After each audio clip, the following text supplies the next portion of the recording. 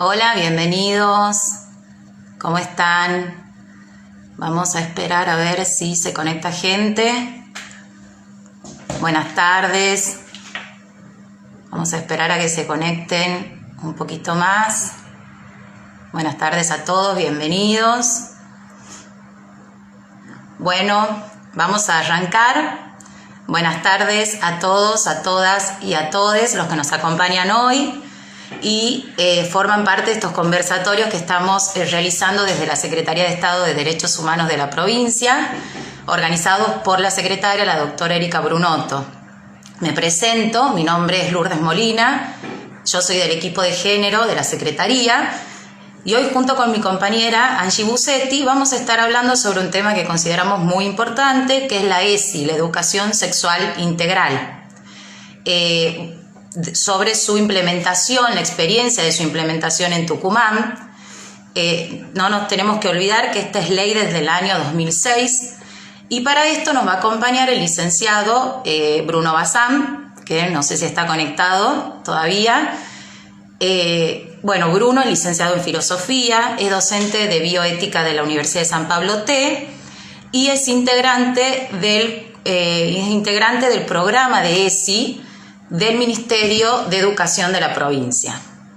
No sé si Bruno estás conectado, si estás por ahí. A ver si nos podés mandar la invitación. Un tal Bruno es. Fíjate. A ver. En ver. Vamos a ver, Bruno, ¿dónde estás? Un tal Bruno. Ahí está. Lo vamos a invitar. Ahí está, ahí se está conectando. Hola. Hola Bruno, ¿cómo estás? Un gusto saludarte. Muchas gracias por compartir con nosotras hoy, conversar. Muchas gracias a ustedes por la invitación de parte de todo el equipo de Educación Sexual Integral del Ministerio de Educación. Bueno, muchas gracias. Bueno, no sé si te parece, arrancamos. Bueno, sí, arranquemos. Lo hacemos con una pregunta que es fundamental para arrancar, me parece, que es ¿qué es la educación sexual integral? Uy, sencilla y compleja. La educación sexual integral es, bueno, como vos decías al principio, una ley desde el año 2006 que crea un programa, el programa de ESI, un programa nacional. Este programa tiene también una propuesta pedagógica, es un paradigma de enseñanza y aprendizaje que trata de poner a disposición de niños, niñas, adolescentes, jóvenes y adultos, porque es para todas las personas que están en el sistema educativo, trata de poner a disposición ciertos conceptos y ciertos contenidos vinculados a la sexualidad, validados científicamente. Así como para decirlo de modo resumido, es eso, es una ley que tiene un programa, que tiene un paradigma pedagógico que está dentro de la pedagogía crítica, por ahí si hay docentes escuchándonos, dentro de la pedagogía crítica y de las nuevas propuestas para el proceso de enseñanza y aprendizaje está la ESI en relación con muchos otros contenidos y temas, ¿no? Bien, ¿y cuál es el marco normativo de ESI en Tucumán? Bien, esta es una pregunta muy recurrente. Nosotros cuando damos talleres de capacitación en escuelas y en distintos espacios del ámbito educativo, siempre hay una duda de una adhesión o no adhesión de la provincia a la ley, y la realidad es que, teniendo en cuenta estrictamente lo normativo, la pirámide jurídica, al ser una ley nacional, tiene validez en todo el territorio argentino, esté o no adherida la provincia, tenga o no una ley.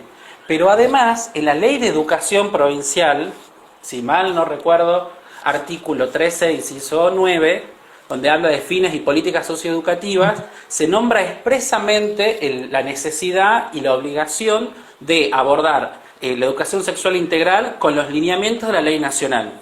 Entonces, en nuestra ley provincial está nombrado y pedido e incluido explícitamente el trabajo desde la ESI. Perfecto. Y te hago una pregunta. ¿Cómo se trabaja ESI en los diferentes niveles educativos, teniendo en cuenta que según la ley, la ley 26150, en el artículo 4 dice que se debe dictar desde niveles iniciales hasta niveles superiores? Bien, el trabajo Hay distintas experiencias. Depende, como pasa también, por ejemplo, con otros temas relevantes como educación vial para el espacio educativo. Hay instituciones donde se ha avanzado muchísimo, instituciones donde hay docentes más bien de modo solitario intentando llevar adelante propuestas pedagógicas de ESI. Lo importante es que el programa y los contenidos del programa están diseñados, son transversales y secuenciados en el cómo, ¿no? Esto quiere decir, están diseñados para abordar ciertos contenidos según la edad de cada estudiante. Por ejemplo, se trabaja medidas de cuidado y de bioseguridad en nivel inicial, pensando en el lavado de manos, pensando en cómo necesita un niño o una niña tener cierta noción de, bueno, ante una situación, un accidente, yo no puedo tocar y tener contacto con la sangre sin tener medidas de bioseguridad, por ejemplo. Son cositas Bien. muy mínimas en nivel inicial que en realidad son fundante de algo que va siendo gradual en el desarrollo del aprendizaje en el ámbito educativo. Después sí, por ejemplo, la mayoría de las cosas que la gente cree que se trata la ESI vinculado a sexualidad como práctica sexual, no están dentro de los contenidos de la ESI. Lo que sí hay en nivel secundario, cuando hablamos de adolescencia, es un punto de partida que lo tiene ya el marco normativo internacional también, que es que las adolescencias están atravesadas por la sexualidad y que es necesario porque además tienen derechos sexuales, reproductivos y no reproductivos, eso por otro marco normativo que no es exclusivo de educación está garantizado, entonces Sí. que tienen que tener ciertos contenidos y se tienen que ver ciertos temas en el ámbito secundario. También hay para educación de adultos y para el área terciaria ciertos contenidos, porque por ahí nosotros siempre pensamos que ser adulto o adulta es sinónimo de saber todo, el adultocentrismo, ¿no? Y la realidad es que no. Cuando uno se pone a charlar, o por ahí cuando se pone a leer investigaciones que se hicieron a grupos de adultos y adultas, es muchísimo lo que desconocemos sobre la sexualidad. Es mucho lo que conocemos sobre prácticas sexuales y es mucho lo que conocemos sobre pornografía, porque la realidad es que culturalmente la sexualidad está siendo abarcada más por el mercado de la pornografía que por el conocimiento científico, pero es muy poco lo que se conoce estrictamente en conocimientos de lo que implica la sexualidad según la ESI, ¿no? Como aspectos éticos, biológicos, afectivos, sociales, éticos. Exacto, sí. Y bueno, ¿y quién determina los contenidos en los diferentes niveles y ciclos? Bien, eso tiene que ver con acuerdos pedagógicos que fueron legitimados por el Consejo Federal de Educación. La primera vez que se reunieron y dictaminaron el amplio espectro de los contenidos para cada nivel fue en el año 2008. Y en el año 2018 se volvieron a reunir específicamente para la resolución 340, que le decimos así del ámbito educativo. Hablamos de resoluciones y ya nos entendemos. La 340, en donde se actualizaron los contenidos, ¿no? Te dicen qué se trabaja en primaria, qué se trabaja en nivel inicial, qué se trabaja en secundaria. Es muy importante poder ver cómo se enuncian, y eso es una invitación a todas las personas que tengan inquietudes sobre qué temas ve la ESI, que está al alcance de Google, de cualquier página, poner resolución 340/18 ESI, y ahí se puede ver cómo está enunciado cada contenido para trabajar. Y después de esa enunciación, lo que hay en los materiales son, que es una apuesta pedagógica, una propuesta pedagógica del programa, es cómo abordarlo y desde qué materias, ¿no? Hay temas que uno dice está más cercano a biología, y hay temas que uno dice está más cercano a ciencias sociales, está más cercano a educación física, por ejemplo, que comúnmente nosotros pensamos en educación sexual y pensamos como en el paradigma viejo en que la profesora de biología tiene que dar todo. Claro. Y no por ahí en decir, bueno, no, hay cuestiones que tienen que ver, por ejemplo, con la afectividad y con los vínculos saludables y con el poder decir lo que me pasa, que lo puede abordar cualquier docente de cualquier disciplina, porque tiene que ver precisamente con eso, ¿no? Y eso es quizás mucho más constitutivo de la sexualidad que pensar estrictamente en métodos anticonceptivos o en algunos de esos temas, o en el debate sobre el aborto, por ejemplo, que mucha gente dice, no, es y aborto, y hay un desconocimiento ahí de qué tiene que ver una cosa con la otra, y que pasa mucho, sobre todo porque hay mucha mala información circulando. Entonces me parece que está bueno siempre fijarnos en esa resolución que es el punto de partida. Nada que no figure ahí se puede trabajar en el ámbito educativo. Y Perfecto. todo lo que figura ahí es el universo de posibilidad de abordaje. Perfecto. Buenísimo. Muy buen aporte esa de la resolución 340. ¿Cuáles son los temas más presentes en las escuelas referidas a esto, a la educación sexual integral? Yo creo que cada escuela, así como siempre muchas veces decimos, cada familia es un mundo, cada escuela es un mundo, y que tiene que ver mucho con, a veces con procesos, ¿no? Uno por ahí dice, yo he ido a tal escuela y esa escuela es así o asá. Y la realidad es que desde que uno terminó el trayecto educativo en esa escuela y pasaron 10 años, por ejemplo, la escuela puede haber cambiado. Porque las instituciones, sobre todo las instituciones como la institución educativa que se conforma en una práctica diaria y repetitiva, van cambiando según las disposiciones de la comunidad, según el equipo directivo, según el cuerpo docente, según la propia propuesta de los estudiantes y las estudiantes.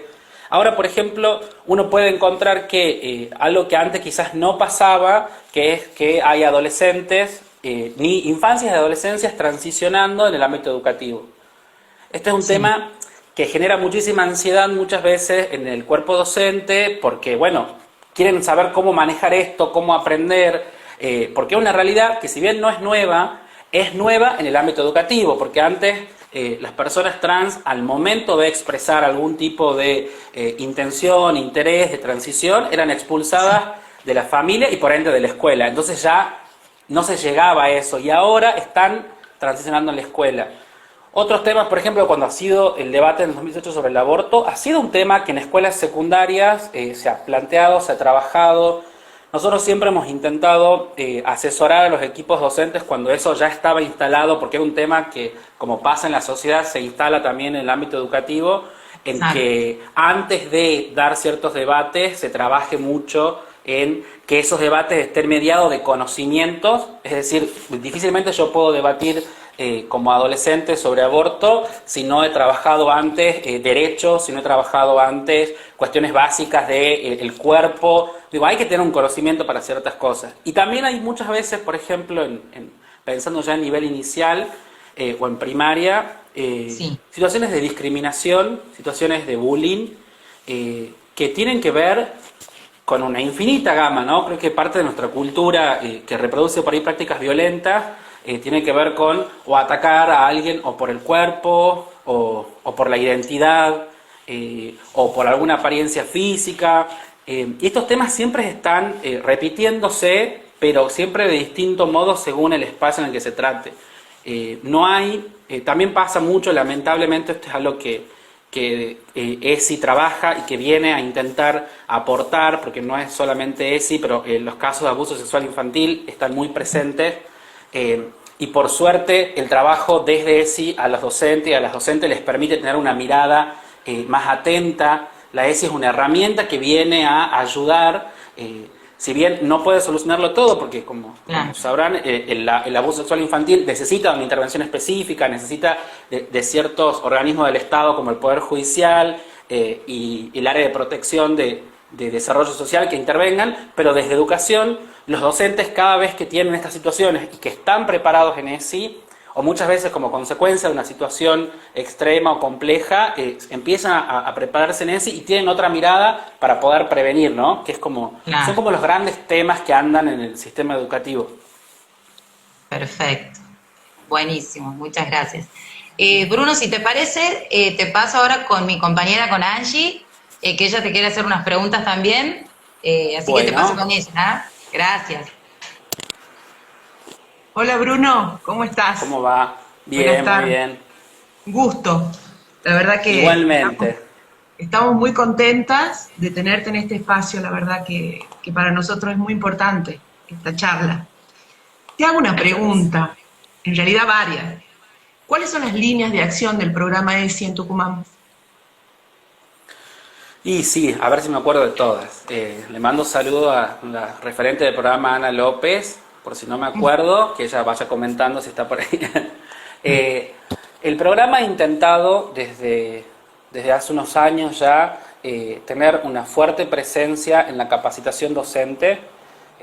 Esa es la función más importante, que tiene que ver con apostar, pensar la ESI como una política pública, que es como nosotros como equipo tenemos que pensarla, y que supone no un trabajo directo con los estudiantes, porque si trabajamos este año con el quinto año de la escuela tal, el año que viene no van a estar, y vamos a tener que hacer de nuevo ese mismo trabajo, sino con los docentes y con los equipos directivos y con las áreas de supervisión y con los propios equipos técnicos del Ministerio de Educación, que venimos trabajando, articulando y haciendo capacitaciones para que se pueda entender la complejidad del entramado en el cual se inserta la ESI y la necesidad de una respuesta, porque cuando uno entiende como lo macro, los contenidos de ESI para cualquier docente, para cualquier profesional, no son algo ajeno, no es física cuántica, son contenidos muy trabajables.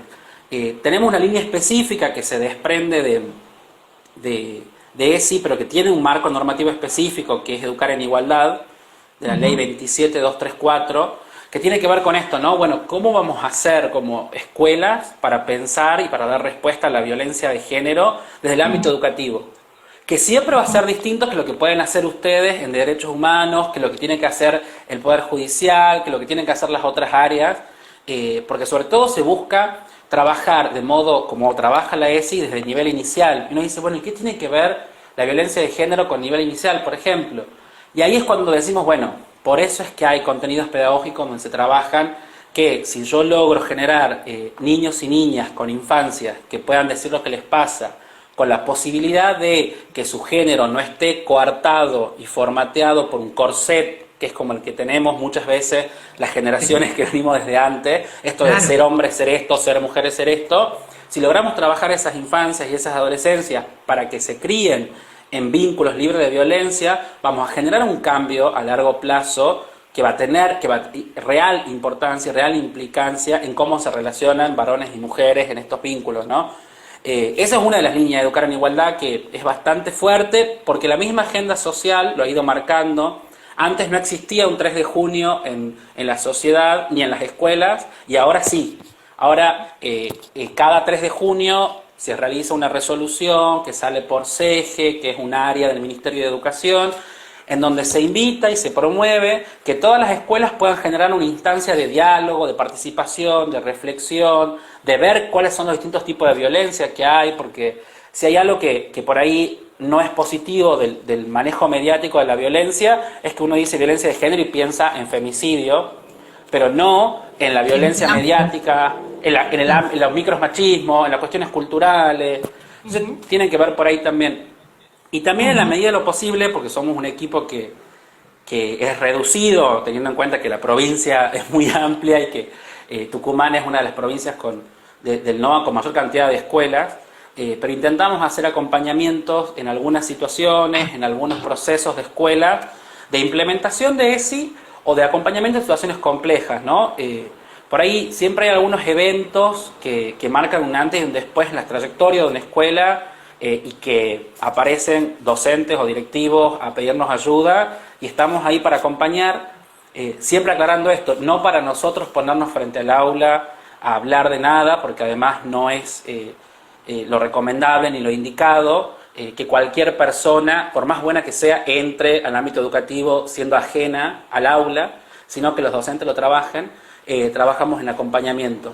Y después también la ESI forma parte del programa en Tucumán de una oficina que se llama Dirección de Asistencia Técnico-Pedagógica, donde está, por ejemplo, el programa de memoria, y articulamos acciones con estos programas o convivencia para intentar siempre transversalizar la mirada, ¿no? Venimos de una cultura educativa parcelada, áreas y temáticas, y la ESI está un poco, a la vez que promoviendo el programa, promoviendo la aplicación de la ESI, intentando promover también el trabajo articulado de estos temas, porque ni las infancias ni las adolescencias están diseccionadas o separadas por áreas de conocimiento ni de intervención, sino que están ahí en el ámbito educativo y pasa todo junto. Sí, y en realidad tomar también como célula primaria la familia. Justamente en base a eso, ¿qué papel cumple la familia con relación a ESI en Tucumán? Que me parece que es el origen, porque es la primera escuela. Sí, en realidad ahí es importante ver cómo la ESI considera dentro del programa como una puerta de entrada a la familia, ¿no?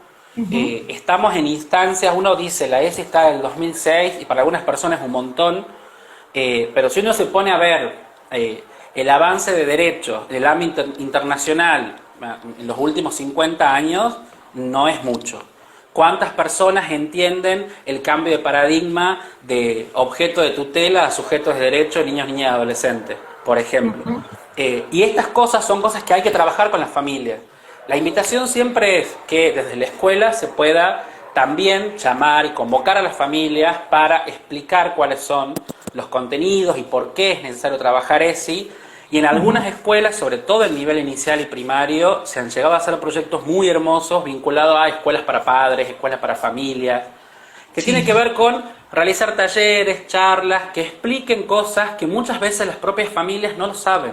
Que uno cree que porque son adultos, o por ejemplo una madre, cree que porque transitó por el sistema de salud con un embarazo, con sus hijos, que los lleva al sistema de salud para controles y para atenderlos, que sabe todo de sexualidad, y la realidad es que esa mamá pudo haber transitado en una educación pública de los 90, donde quizás la única charla que tuvo sobre sexualidad fue la que se promovían con otro paradigma, el modelo médico, que vinculaba sexualidad con adicciones, por ejemplo.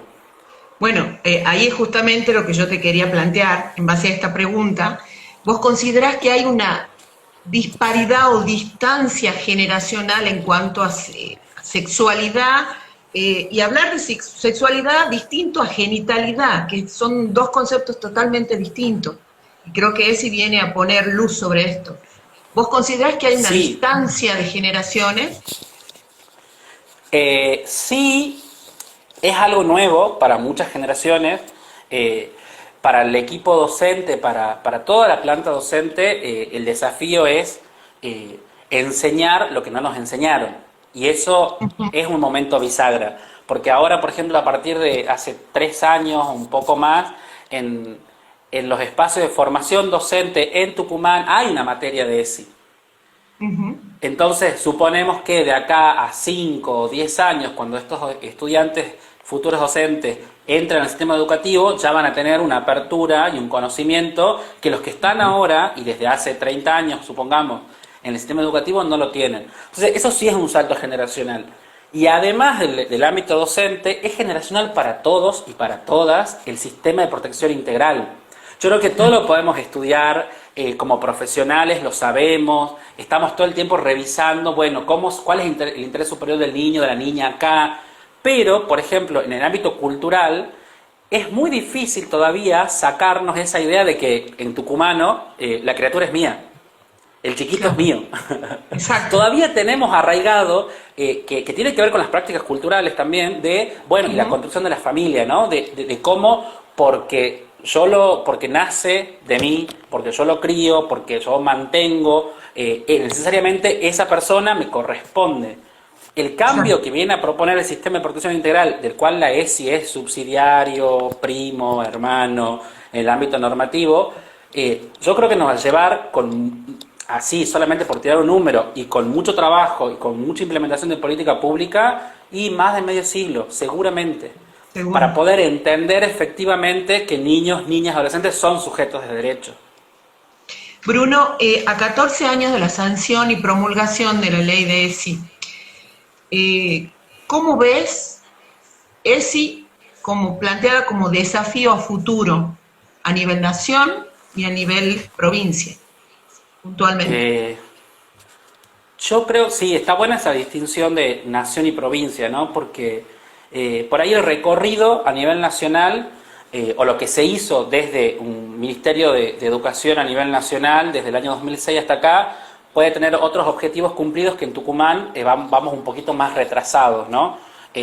Cuando se sumó Ana López al programa de educación sexual integral, empezamos como a promover las instancias de formación masiva de docentes, que son instancias que en otras provincias se dieron con anterioridad y en Tucumán no, y que eso ni siquiera es una solución, sino que era el primer acercamiento del programa a todos los docentes, ¿no?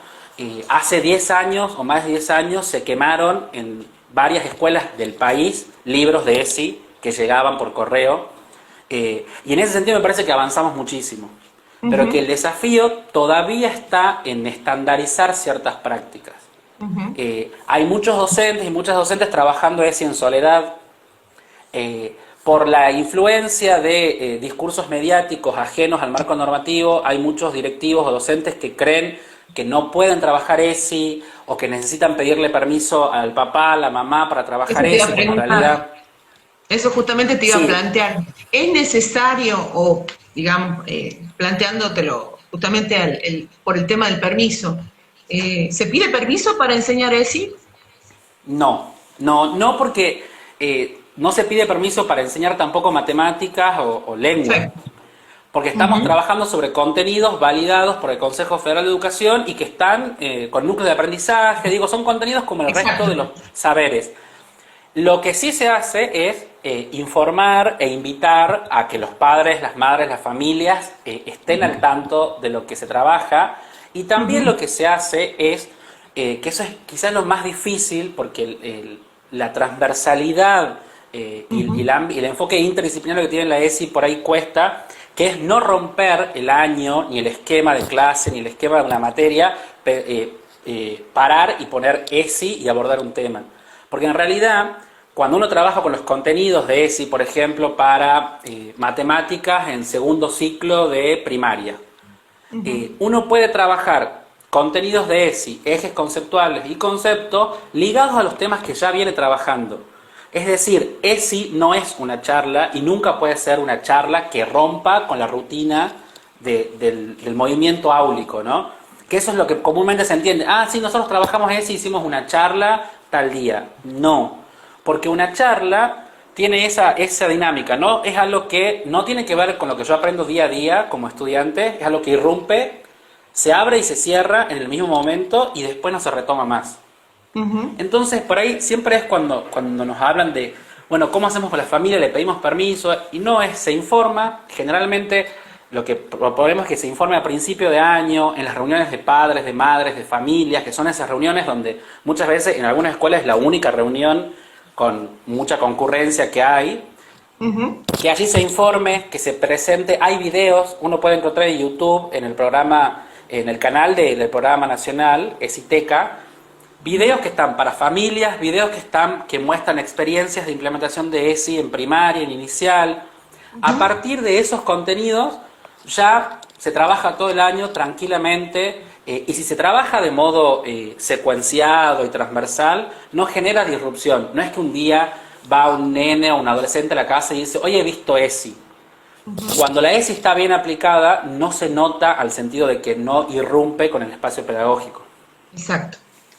Bruno, ¿cómo trabajan violencia de género a través de ESI? Y se trabaja...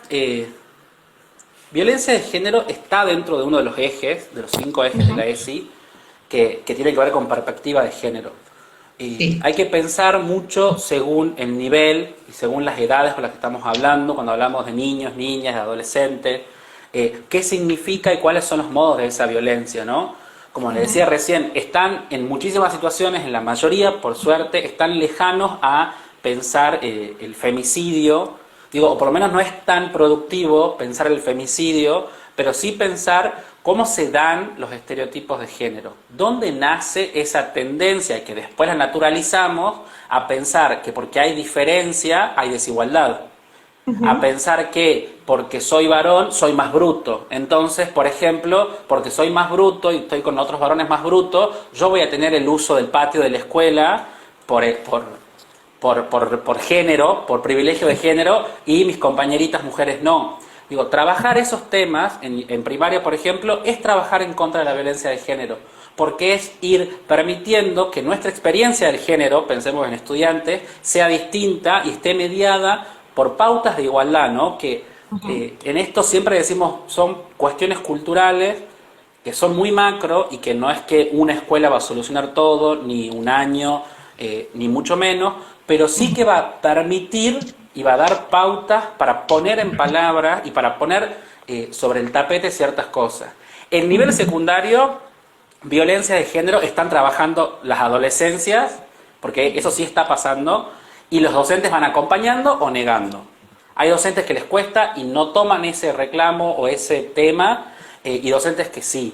Las adolescencias solas han ido mostrando que hay cosas que ya no quieren hacer más, que hay violencias de género que están sufriendo, como por ejemplo el sexting, que en sí mismo, y que esto también es importante pensar en diálogos entre adultos y adultas, en sí mismo los vínculos sexuales mediados por tecnologías no son ni buenos ni malos.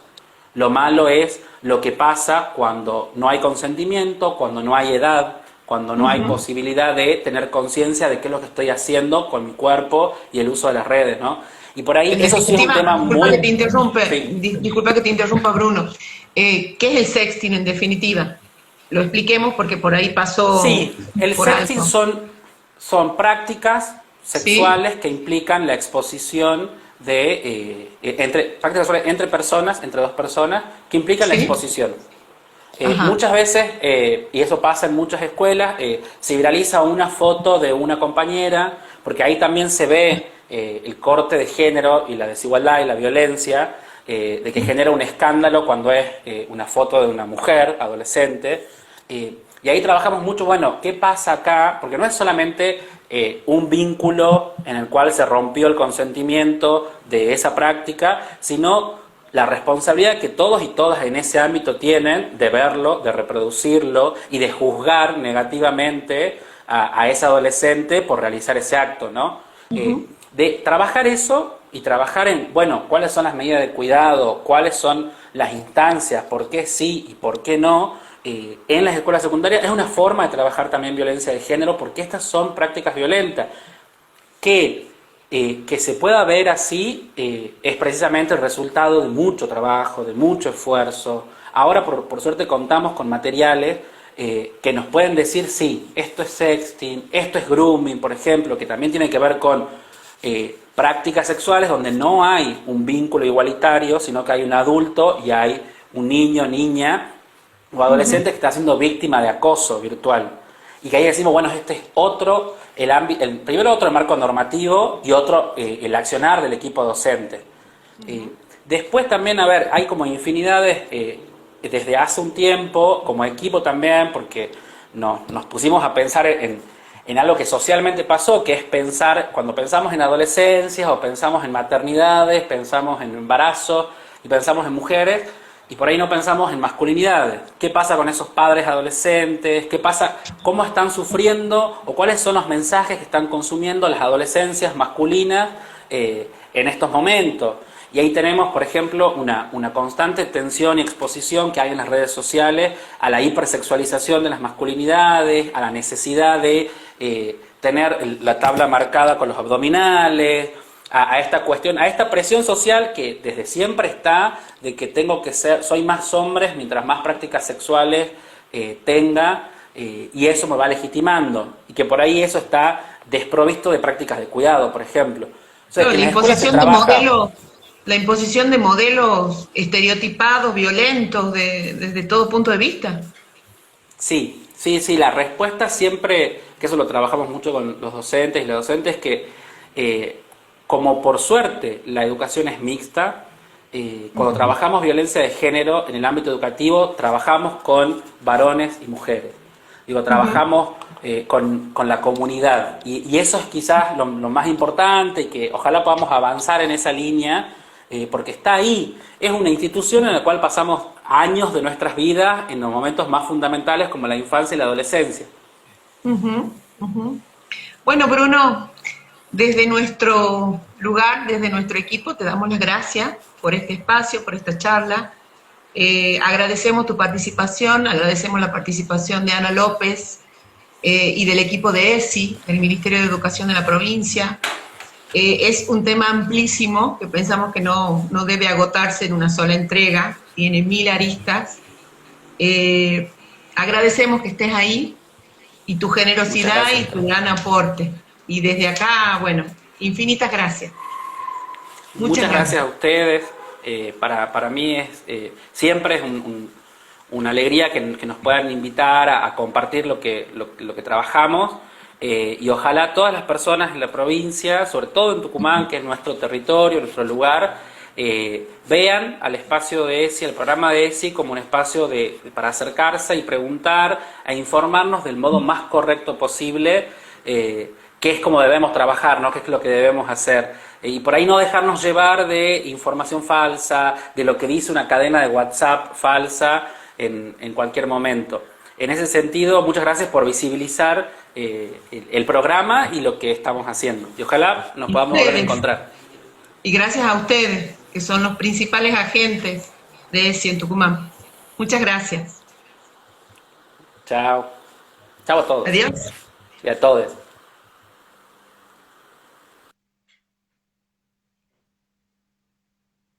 Bueno, hasta acá llegamos. Les mandamos un beso y les agradecemos el haber estado ahí. Muchas gracias.